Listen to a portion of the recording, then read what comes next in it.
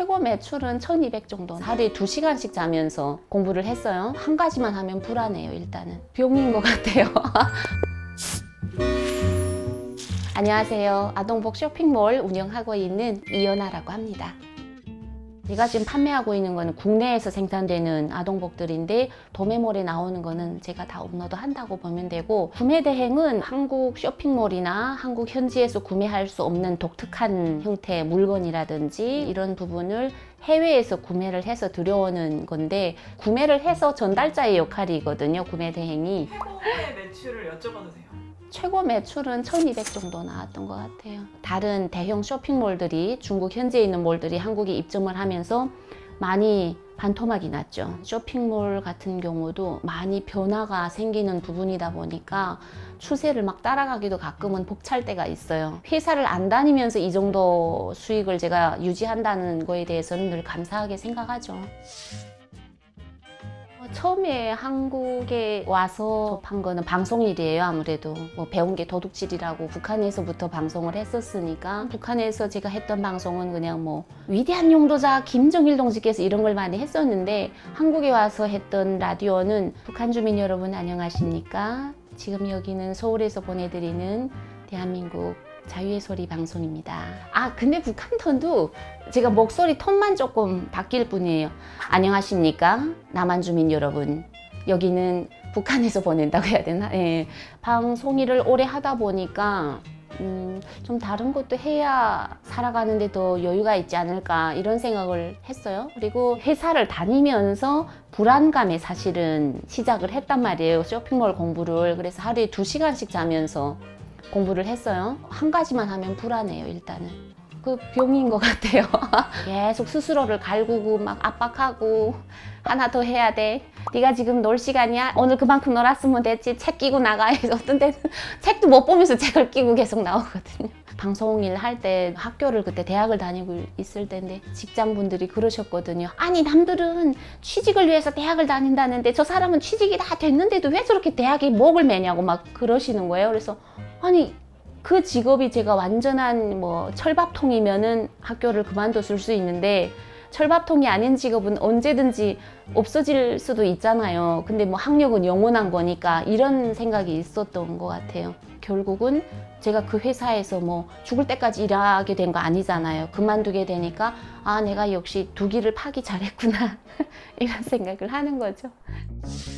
회사를 그만두고 자영업자가 되면서부터는 집에서 다 업무를 보고 있어요.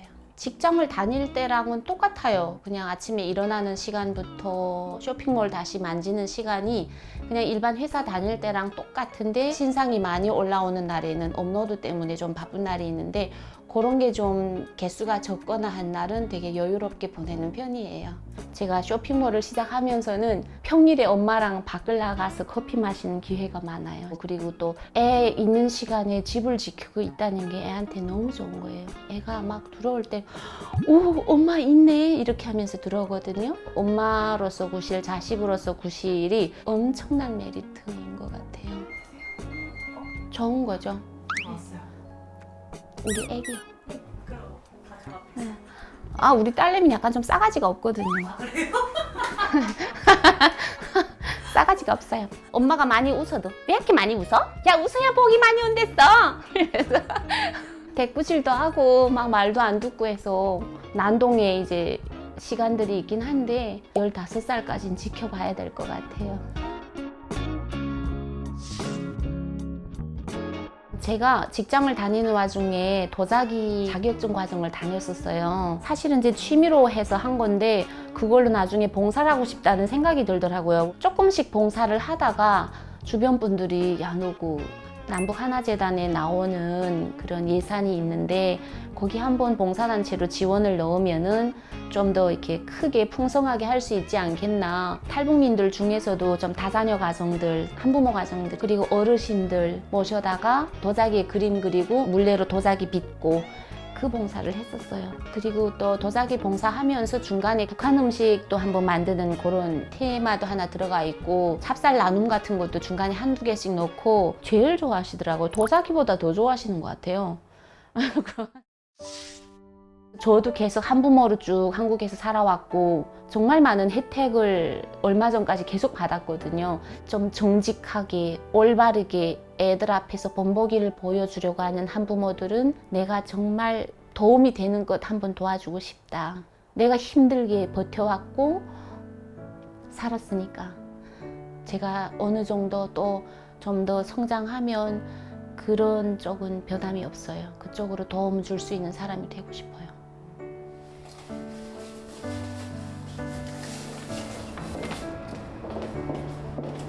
자, 가봅시다.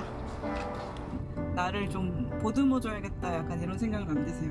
아, 들어요. 그래서 저도 산책 같은 거, 뭐 등산 같은 거, 뭐 빵집 찾아다니는 거 이런 것도 그 바쁘지 않은 시간에는 최대한 활용을 하려고 해요.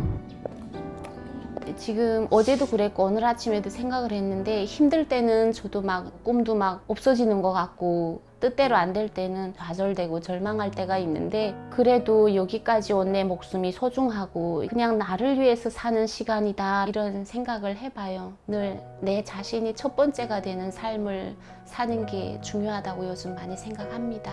그렇게 다들 사셨으면 좋겠어요.